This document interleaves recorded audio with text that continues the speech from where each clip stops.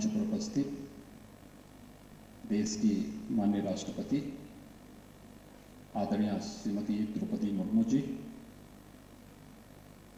उत्तर प्रदेश की माननीय राज्यपाल आदरणीय श्रीमती आनंदीबेन पटेल जी, भारत सरकार के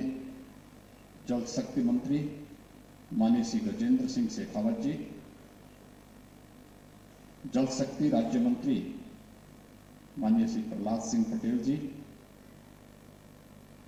जल शक्ति राज्य मंत्री माननीय श्री विशेश्वर टूडू जी, जल शक्ति मंत्रालय के सचिव श्री पंकज कुमार जी, आज के इस वाटर वीक सप्ताह के इस उद्घाटन कार्यक्रम में उपस्थित सभी माननीय मंत्रीगण, विभिन्न देशों के माननीय राजदूतगण, इस क्षेत्र से जुड़े हुए सभी उपस्थित महानुभाव, मैं सबसे पहले आदरणीय राष्ट्रपति जी का उत्तर प्रदेश की इस धरती पर प्रथम आगमन पर उत्तर प्रदेश की 25 करोड़ जनता की ओर से उनका हृदय से स्वागत करता हूं, अभिनंदन करता हूं। इस अवसर पर उपस्थित आप सभी महानुभावों का मैं हृदय से स्वागत करता हूं कि अगले 5 दिन जल संरक्षण जैसे समसामयिक और ज्वलंत मुद्दे पर इस क्षेत्र से जुड़े हुए विशेषज्ञ और स्टेक होल्डर्स एक गंभीर चिंतन को आगे बढ़ा करके आसन्न उन संकटों से मुक्ति दिलाने में अपना योगदान दे पाएंगे। हम सब आभारी हैं आदरणीय प्रधानमंत्री श्री नरेंद्र मोदी जी का, जिन्होंने इस देश के सामने कुछ प्राथमिक विषय प्रधानमंत्री बनने के साथ ही उपलब्ध करवाए थे और उनमें स्वच्छता और शुद्ध पेयजल की आपूर्ति के लिए किए जाने वाले प्रयासों के लिए भी था। यह हमारा सौभाग्य है कि मैं उत्तर प्रदेश देश की इस आबादी के सबसे बड़े राज्य से आता हूं। उत्तर प्रदेश की आबादी सबसे बड़ी है इसलिए क्योंकि आबादी वहां की सर्वाधिक होगी जहां पर जीवन जीने के लिए सर्वाधिक उपयुक्त अवसर भी होंगे। और हम सब जानते हैं कि ये पुरानी हमारी मान्यता है कि जल है तो जीवन है, यानी जल की पर्याप्त उपलब्धता इस क्षेत्र में जीवन की अनुकूलता को भी उसके नजदीक लेके आया और जल की पर्याप्त उपलब्धता आज भी हम सबके सामने है। उत्तर प्रदेश देश के अंदर भूगर्भीय जल हो या फिर सरफेस वाटर की उपलब्धता का हो, दोनों में हमारे पास पर्याप्त मात्रा में जल संसाधन प्रदेश के अंदर उपलब्ध है। प्रदेश के अंदर जो सर्वाधिक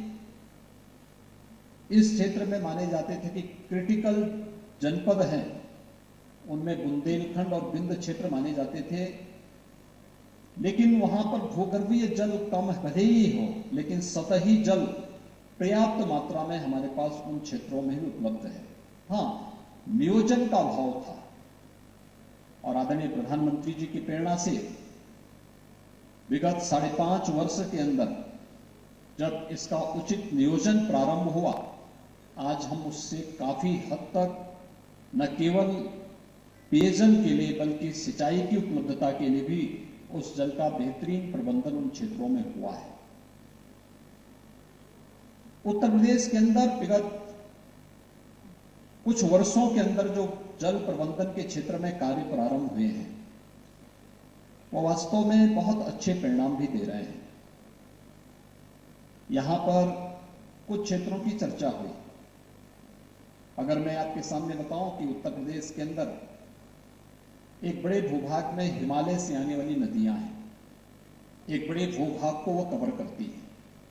और हिमालय से आने वाली जो नदी है के साथ सिल्ट लेकर के बहुत बड़ी मात्रा में आती है। कभी भी उन नदियों को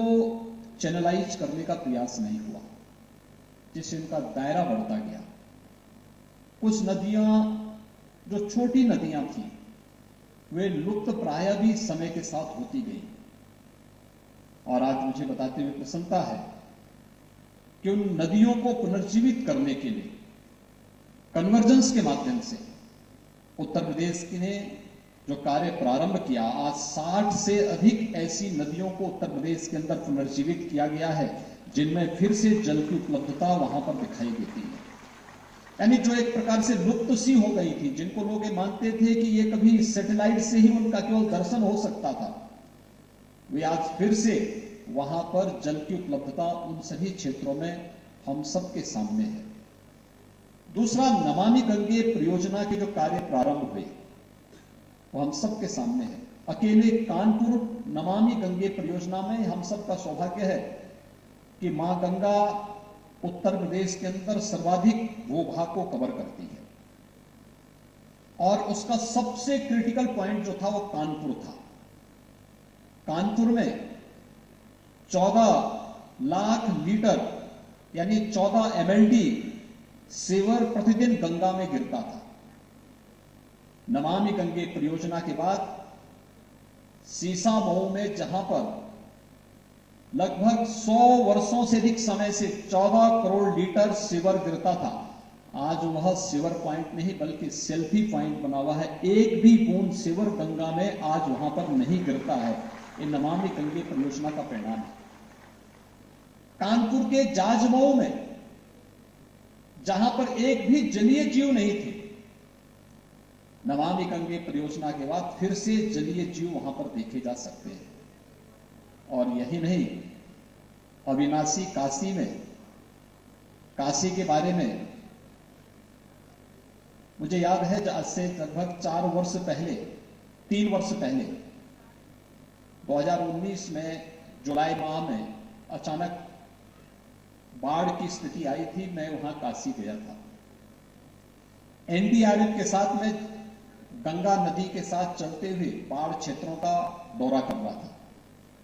स्टीमर में हम बैठे हुए थे। NDRF के सामने मैंने एक प्रश्न किया। मैंने कहा, भी मुझे एक बात बताइए, नमामि गंगे परियोजना के पहले और नमामि गंगे परियोजना के बाद आपको क्या अंतर दिखाई देता है? तो NDRF के जवानों ने मुझे बताया कि 2 चीजें हम आपको दिखा सकते हैं। एक, इससे पहले जब NDRF के जवान अपनी नियमित प्रैक्टिस करते थे गंगा में, तो 4 दिन 5 दिन की प्रैक्टिस के बाद उनकी पूरी बॉडी पर लाल लाल चकत्ते पड़ जाते थे, जो दिखाता था कि गंगा जी का जल स्नान करने की, यानी पेयजल की बात तो दूर, वह स्नान करने लायक भी नहीं। लेकिन नमामि गंगे परियोजना को लागू करने के बाद और प्रभावी क्रियान्वयन के बाद आज जब हम लोग गंगा में प्रैक्टिस करते हैं, तो महीनों महीनों प्रैक्टिस करते हैं, लेकिन कहीं कोई दुष्प्रभाव नहीं पड़ता है। एक, ये हमें गंगा का जल में वाराणसी में देखने को मिलता है, और दूसरा, उन्होंने हमें कहा कि गंगा की पहचान थी गंगे डॉल्फिन से। फिर से डॉल्फिन यहां पर दिखाई दे रहा है, डॉल्फिन के दर्शन भी हम आपको करा सकते हैं। यानी ये 2 चीजें परिवर्तित होती हुई दिखाई दी हैं, और उसके बहुत अच्छे परिणाम हम सबके सामने देखने को मिले हैं। इस पर तेजी के साथ कार्य चल रहा है, और हम इस बात को मान सकते हैं कि नमामि गंगे परियोजना एक आदर्श उदाहरण हो सकता है अब तक का गंगा की परियोजना को, गंगा की अविरलता और निर्मलता के लिए। दूसरा, 2019 में हम लोगों ने प्रयागराज कुंभ किया था, और प्रयागराज कुंभ ने अपनी स्वच्छता, सुरक्षा और सुव्यवस्था का एक मानक प्रस्तुत किया था। गंगा के तट पर, गंगा और यमुना जी के संगम पर इतना बड़ा सांस्कृतिक आयोजन, मानवता का जमावड़ा गंगा स्नान के उद्देश्य से हुआ था। और उनको पहली बार लगा दशकों के बाद, जो वहां पे पूज्य संतजन आए थे, देश और दुनिया से आने वाले श्रद्धालु आए थे, उनको लगा कि वास्तव में गंगा का जल भी निर्मल हो सकता है, और वह उन्होंने प्रयागराज कुंभ के अवसर पर भी उन्हें देखने को प्राप्त हुआ था। यह वर्ष भारत की आजादी का अमृत महोत्सव है, और देश के आदरणीय प्रधानमंत्री जी ने पूरे देशवासियों का आह्वान किया था कि आजादी के अमृत महोत्सव वर्ष पर हम सबका संकल्प होना चाहिए जल संरक्षण का,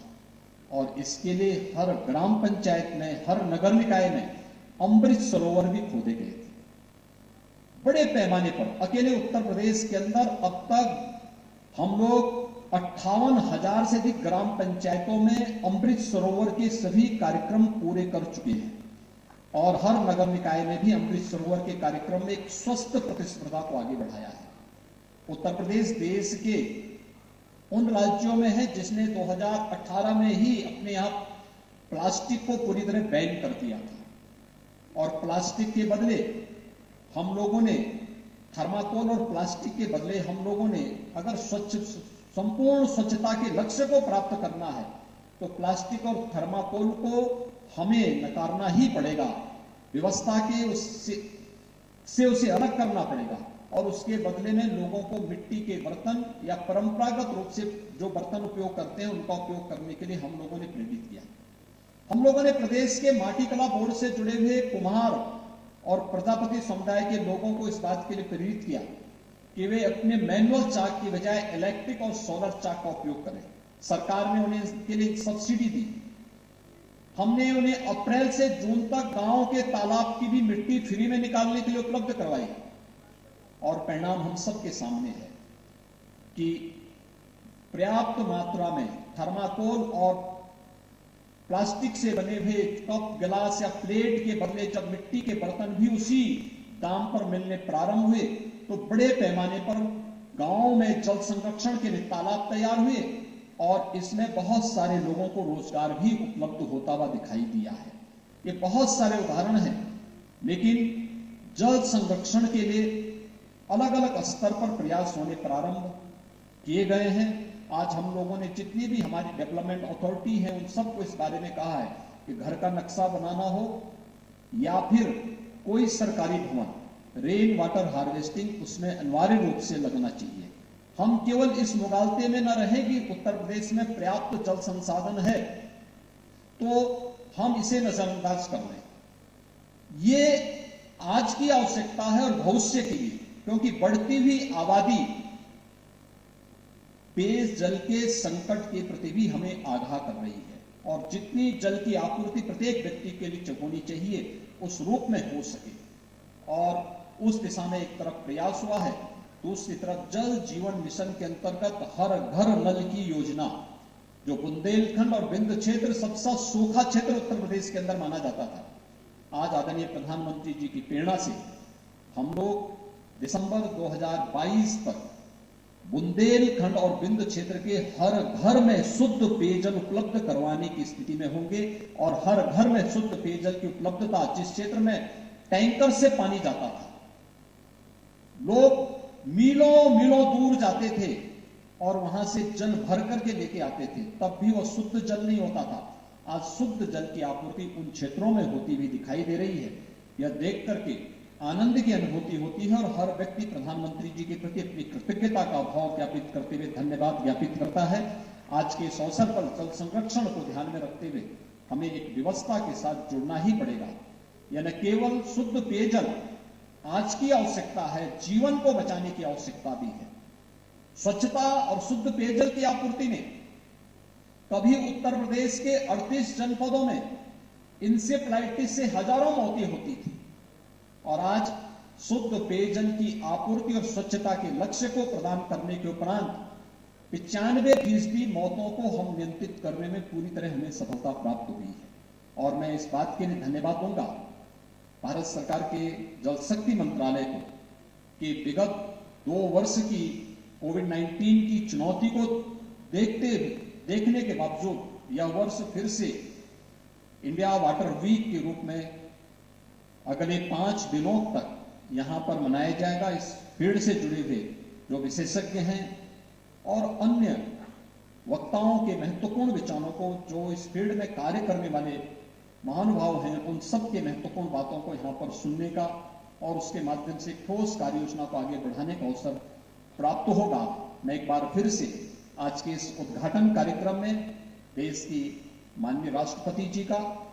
अन्य महानुभावों का हृदय से स्वागत करता हूं, अभिनंदन करता हूं और विश्वास व्यक्त करता हूं कि आप सभी जल संरक्षण और आसन्न संकट को ध्यान में रखते हुए एक निर्णायक स्थिति में पहुंचेंगे।